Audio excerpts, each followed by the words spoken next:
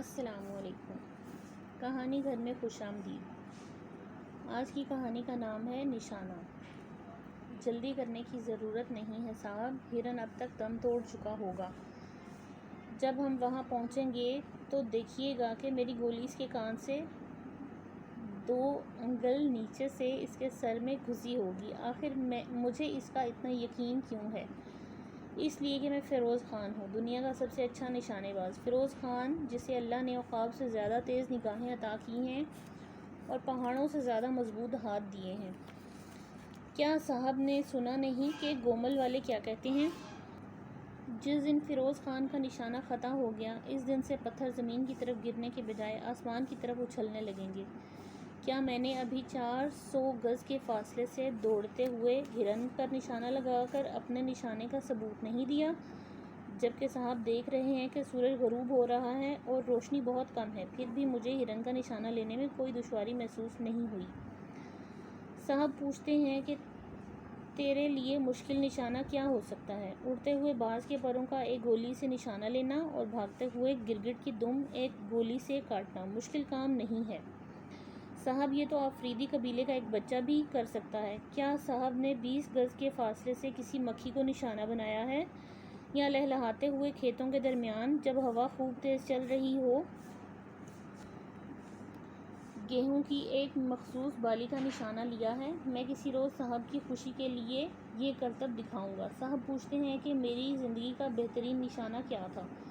اس سوال کا جواب نہیں دے سکتا، میرا ہر نشانہ مکمل ہوتا ہے۔ آخر کس طرح اپنے بہترین نشانے کا انتخاب کروں؟ مجھے ایک واقعہ یاد آ رہا ہے۔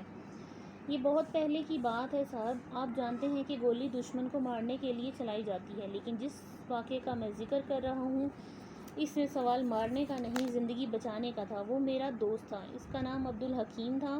وہ عمر میں مجھ سے بڑا تھا، ہم ایک ہی گاؤں میں رہتے تھے۔ یہ بہت پہلے کی بات ہے جب میں چھوٹا تھا اور میرا نشانہ اتنا اچھا نہیں تھا جتنا آج ہے، مگر اس وقت میں دوسرے آفریدی بچوں کے ساتھ ان کے مقابلے میں کم سے کم کارتوس ضائع کرتا تھا۔ اور صاحب جانتے ہیں کہ ہمارے لیے کارتوس زمرد کے پتھروں سے زیادہ قیمتی ہوتے ہیں۔ میرے پاس ایک سرکاری رائفل تھی، اسپرنگ فیلڈ، جو بالکل نئی تھی۔ یہ رائفل مجھے ایک میدان میں ملی پڑی تھی جہاں کسی امریکی رینجمنٹ نے قیام کیا تھا۔ ہاں یقین کیجئے صاحب، وہ رائفل مجھے میدان ہی میں پڑی ملی تھی۔ میں نے وہ ریت سے اٹھائی تھی، کسی تھکے ہوئے سپاہی نے اسے وہاں پھینک دیا تھا۔ وہ رائفل میں نے اپنے لیے رکھ لی۔ مجھے عبدالحکیم کے بعد دنیا میں اپنی رائفل سب سے زیادہ عزیز تھی۔ دن ہو یا رات وہ ہر وقت میرے پاس رہتی تھی۔ اگر میں کبھی رائفل گھر بھول جاتا تو ایسا محسوس ہوتا جیسے ننگا پھر رہا ہوں۔ وہ میرے جسم کا ایک حصہ بن گئی تھی۔ میں گھنٹوں اسے صاف کر کے چمکاتا رہتا۔ جس جگہ سے مجھے یہ رائفل ملی تھی وہیں سے کارتوس کا ایک بڑا ذخیرہ بھی ملا تھا۔ وہ کارتوس فضول نشانوں پر ضائع کرتا تھا، بلکہ ایسی چیزوں پر نشانے لگانے کی مشق کرتا تھا جنہیں مارنا دوسرے لوگ ناممکن تصور کرتے تھے۔ اگر میرا نشانہ خطا ہو جاتا تو میں پھر کوشش کرتا، اور اس وقت تک کوشش کرتا رہتا جب تک اس چیز کا نشانہ نہ لے لیتا۔ ایک روز ہمارے گاؤں میں چوری ہو گئی۔ ایک بوڑھی عورت سو رہی تھی کہ اس کی کل پونجی چوری ہو گئی۔ وہ اپنے پیسے ایک ہنڈیا کے اندر زمین میں دبا کر رکھتی تھی۔ بڑھیا نے گاؤں کے سردار گل زمان سے چوری کی شکایت کر دی۔ ہمارے آفریدی قبیلے میں چوری سب سے بڑا جرم سمجھا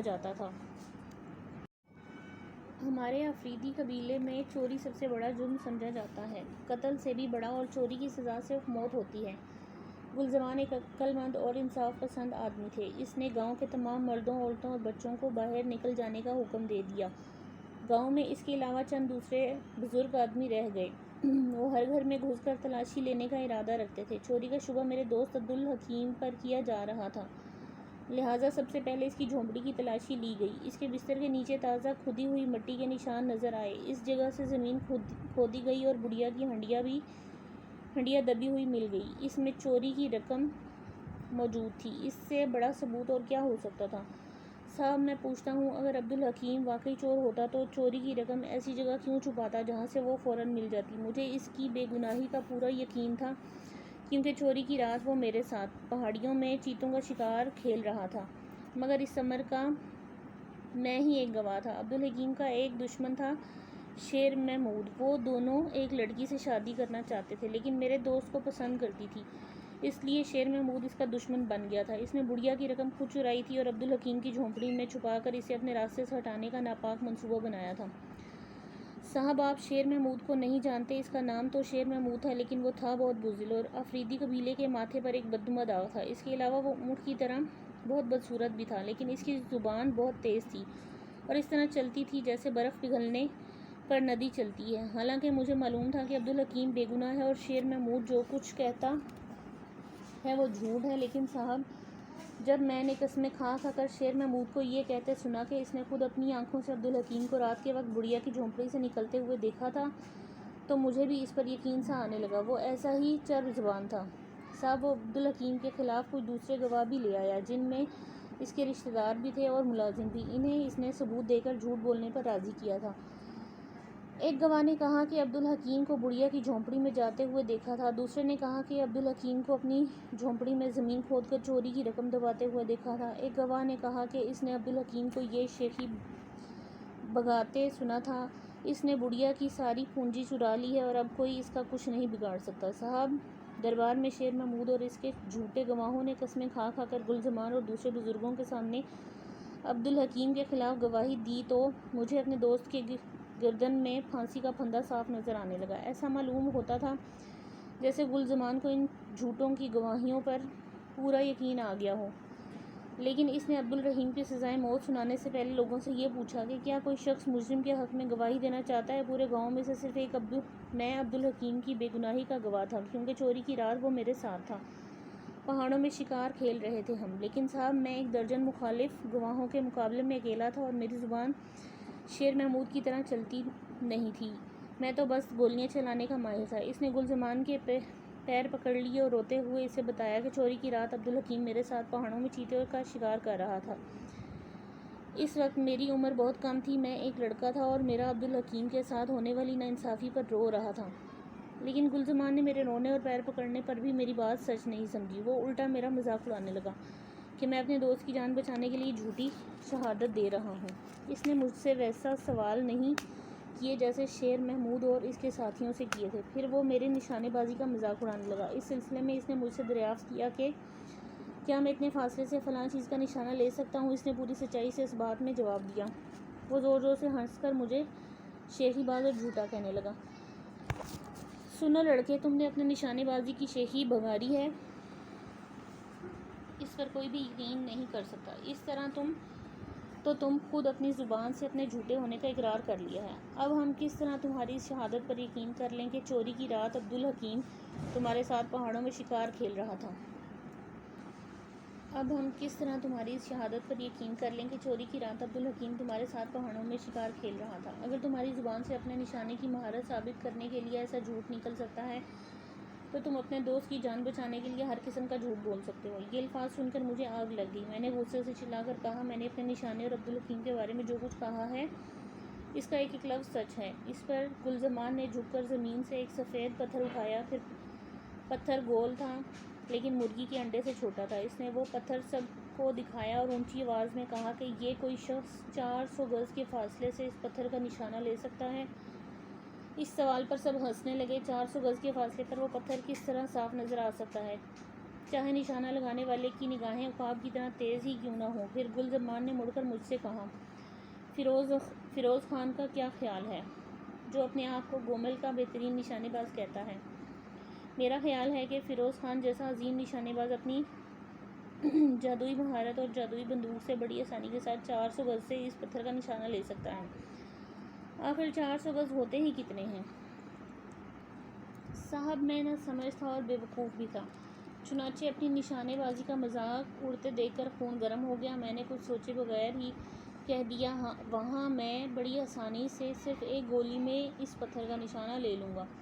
میرا یہ کہنا تھا کہ پورے دربار پر ہنسی کا دورہ پڑ گیا۔ وہ سب افریدی تھے جو پیدا ہوتے ہی بندوق سنبھال لیتے ہیں، ان کا اندازہ تھا کہ میرا یہ دعویٰ صحیح ثابت نہیں ہو سکتا اور میں شیخی بھگا رہا ہوں۔ چنانچہ انہوں نے چلا کر گل زمان سے کہا کہ میرا امتحان لیا جائے۔ گل زمان نے ہاتھ اٹھا کر سب کو خاموش ہونے کا اشارہ کیا، پھر بلند آواز میں بولا، عبدالحکیم کے خلاف 1 درجن آدمیوں نے شہادت دی ہے، اس سے اس کا چور ہونا ثابت ہے، مگر فیروز خان قسم کھا کر کہتا ہے کہ عبدالحکیم بے گناہ ہے اور وہ چوری کی رات اس کے ساتھ تھا۔ فیروز خان اپنے نشانے کی مہارت کے متعلق ایسی بات کہتا ہے جن پر کوئی یقین نہیں کر سکتا، اس لیے یا تو فیروز خان آفریدی قبیلے کا سب سے بڑا جھوٹا ہے یا سب سے بڑا سچا۔ ویسے مجھے یقین ہے کہ وہ جھوٹ بول رہا ہے، میں چاہتا ہوں اس کے جھوٹ کا پول سب کے سامنے کھول کے رکھا جائے، آئندہ کبھی کوئی شخص جھوٹی گواہی دینے کی ہمت نہ کر سکے۔ میں نے ایک ایسی ترکیب سوچی ہے، اگر یہ سچا ہے تو اس کی سچائی سب پر ظاہر ہو جائے گی اور اس کے ساتھ عبدالحکیم کی بے گناہی بھی ثابت ہو جائے گی، اور اگر یہ جھوٹا ہے تو اس کے جھوٹ کا پول پورے گاؤں کے سامنے کھل جائے گا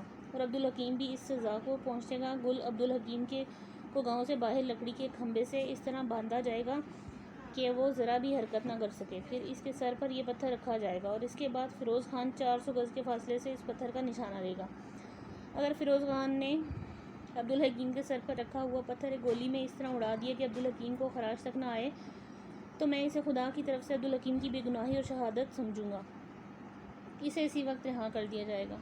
لیکن اگر فیروز خان کا نشانہ خطا ہو گیا تو عبدالحکیم کو قانون کے مطابق گلے میں پھندا ڈال کر موت کی سزا دی جائے گی۔ اگر فیروز خان کی گولی عبدالحکیم کو جا لگی اور اس سے مر گیا تو یہ سمجھا جائے گا کہ اللہ نے خود مجرم کو سزا دی ہے اور انصاف کر دیا ہے۔ فیروز خان، تم نے میرا حکم سن لیا ہے، کیا تم اس امتحان کے لیے تیار ہو؟ صاحب آپ خود سوچیں، میں ان حالات میں کیا کر سکتا تھا؟ اگر میں اس امتحان سے انکار کر دیتا تو مجھے جھوٹا قرار دے کر میرے دوست کو پھانسی پر لٹکا دیا جاتا، چنانچہ میں نے اپنی رضامندی کا اظہار کر دیا، اس طرح کم از کم عبدالحکیم کی جان بچانے کا ایک موقع تو مل رہا تھا۔ میں ساری رات اپنی بندوق کی صفائی کرتا رہا، اللہ تعالیٰ سے دعائیں مانگتا رہا کہ وہ بے گناہ آدمی کی حفاظت کرے۔ دوسری صبح جب سورج خوب اونچا ہو گیا تو گلزمان کے آدمی مجھے گاؤں سے باہر میدان میں لے گئے، جہاں میری نشانے بازی عبدالحکیم کی بے گناہی کا امتحان ہونے والا تھا۔ عبدالحکیم کو زمین میں گڑے ہوئے لکڑی کے ایک کھمبے کے ساتھ اس طرح مضبوطی سے باندھا گیا کہ وہ بالکل حرکت نہ کر سکے۔ گلزمان نے خود اپنے ہاتھوں سے اس کے سر پر وہ سفید گول پتھر رکھا جو مرغی کے انڈے سے بھی چھوٹا تھا۔ میں نے 400 گز پیچھے ہٹ کر رائفل کی نال اٹھا کر سفید پتھر کا نشانہ لیا۔ میرے پیچھے گلزمان گاؤں کے دوسرے بزرگ اور شیر محمود اور اس کے چیلے کھڑے تھے، وہ میری طرف دیکھ کر ہنس رہے تھے اور آپس میں اشارے بازیاں کر رہے تھے۔ پہلے میرا ارادہ تھا کہ میں جلدی سے گولی چلا دوں گا، جو کچھ ہوگا دیکھا جائے گا، لیکن جب وقت آیا تو میرا دل اتنے زور زور سے دھڑکا کہ میرے ہاتھ ہلنے لگے اور سفید پتھر نظروں کے سامنے ادھر ادھر گھومنے لگا، پیشانی سے پسینہ چھوٹ کر میری آنکھوں میں گھسنے لگا۔ آخر میں نے بندوق کی نال نیچے کر دی۔ صاحب کاش آپ شیر محمود ان کتوں کے کہہ کے سن سکتے جو اس کے دوست کہلاتے تھے۔ ان کا خیال تھا کہ میں گولی چلانے سے خوفزدہ ہوں، اور خدا کی قسم میں واقعی خوفزدہ تھا، لیکن ان کتوں پر اپنے خوف کا اظہار کرنا نہیں چاہتا تھا۔ میری آنکھوں میں خون اتر آیا اور دماغ میں شیطان گھس گیا۔ میں نے گلزمان سے کہا کہ کیا وہ مجھے ایک رعایت دے سکتا ہے؟ اس نے مجھ سے پوچھا کہ میں کیا چاہتا ہوں۔ میں نے کہا میں ان احمقوں کو شرمندہ کرنا چاہتا ہوں، یہ اپنی جہالت کی وجہ سے یہ سمجھ رہے ہیں کہ 400 گز کے فاصلے سے اتنے چھوٹے پتھر کا نشانہ لینا ممکن نہیں ہے۔ میں چاہتا ہوں میں اس پتھر کا نشانہ 500 گز کے فاصلے سے لوں اور انہیں بتا دوں کہ فیروز خان کا نشانہ کتنا سچا ہے۔ گلزمان میری اس تجویز پر فوری راضی ہو گیا۔ میں 100 گز پیچھے ہٹ گیا۔ اب ہم ایک پہاڑی کے دامن میں آ گئے تھے، وہاں سے میں نے عبدالحکیم کے سر پر پتھر دیکھنے کی کوشش کی تو ایک سفید دھبا سا نظر آیا جو کبھی ادھر ہو جاتا اور کبھی ادھر۔ میرے جی میں آئی کہ اپنی بندوق کا رخ گلزمان کے سینے کی طرف کر کے گولی چلا دوں تاکہ میرا دوست کم از کم پھانسی پانے کی تکلیف سے بچ جائے، لیکن میرے ہاتھ اس طرح لرز رہے تھے جیسے آندھوں میں درخت کی ٹہنیاں ہلتی ہیں۔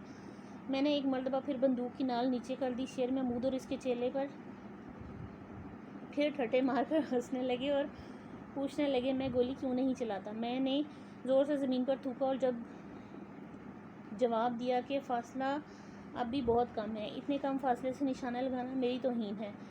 اس پر شیر محمود اور اس کے جہنمی چیلے پھر کہکا لگانے لگے۔ میرا خون کھول گیا۔ میں نے سردار گلزمان سے کہا کہ اگر وہ اجازت دے تو میں پہاڑ کی چوٹی پر چڑھ کر وہاں سے اپنے نشانے کی مہارت دکھاؤں۔ صاحب سردار گلزمان بھی ان جہنمیوں کے ساتھ ہنس رہا تھا۔ اس نے فوراً مجھے اجازت دے دی۔ پہاڑی چھوٹی ضرور تھی لیکن اس پر چڑھنا بہت مشکل تھا۔ بہرحال میں اپنی رائفل اٹھائے کسی نہ کسی طرح پہاڑ کے اوپر پہنچ گیا۔ وہ میرے لیے آخری موقع تھا۔ صاحب میں چٹان پر اوندھا لیٹ گیا۔ میں نے بندوق کا دستہ مضبوطی کے ساتھ کندھے سے لگایا، پھر اپنے سامنے پھیلایا ہوا میدان دیکھا۔ چمکدار دھوپ میں ریت کے ذرے میری آنکھوں آنکھیں چندھیانے دے رہے تھے۔ میں نے نشانہ لیتے ہوئے دل ہی دل میں دعا مانگی، پھر بندوق کی لبلبی پر انگلیوں کا دباؤ بڑھایا اور سانس روک کر گولی چلا دی۔ نال کا رخ دور بندھے ہوئے عبدالحکیم کی طرف نہیں تھا بلکہ پہاڑی کے نیچے ریت کی طرف تھا۔ میری گولی شیر محمود کی کھوپڑی پھاڑتی ہوئی ریت میں گھس گئی۔ اس سے پہلے کہ شیر محمود کی لاش ریت پر گرتی، اس کا جہنمی بھائی زور سے ہوا میں اچھلا، کیونکہ میری دوسری گولی اس کی ریڑھ کی ہڈی میں لگی تھی۔ تیسری گولی شیر محمود کے باپ کو لگی۔ بڈھا حلق پھاڑ کر چیخا اور زمین پر ڈھیر ہو گیا۔ چوتھی اور پانچویں گولی نے 2 اور کتوں کو جہنم رسید کر دیا۔ ہاں ہاں ہاں صاحب، کاش آپ اس وقت وہاں ہوتے، آپ کو بڑا مزہ آتا۔ پناہ لینے کے لیے دور دور تک نہ کوئی تھا، نہ درخت تھا، نہ جھاڑیاں تھیں، نہ پتھر تھے۔ میں چاہتا تھا نشانے لے لے کر سب کو بڑے اطمینان سے ہلاک کر سکتا۔ جب میں نے چلا کر ان سے پوچھا کہ کیا وہ میرے نشانے بازی سے مطمئن ہیں، تو انہوں نے گھٹنوں کے بل ریت پر کھڑے ہو کر اور دونوں ہاتھ فضا میں اٹھا کر یک زبان کہا، عبدالحکیم بے گناہ ہے، خدا کے لیے میں اور گولیاں نہ چلاؤں، کہیں پھر نشانہ خطا نہ ہو جائے اور گولی پتھر پر لگنے کی بجائے کسی اور کو لگ جائے۔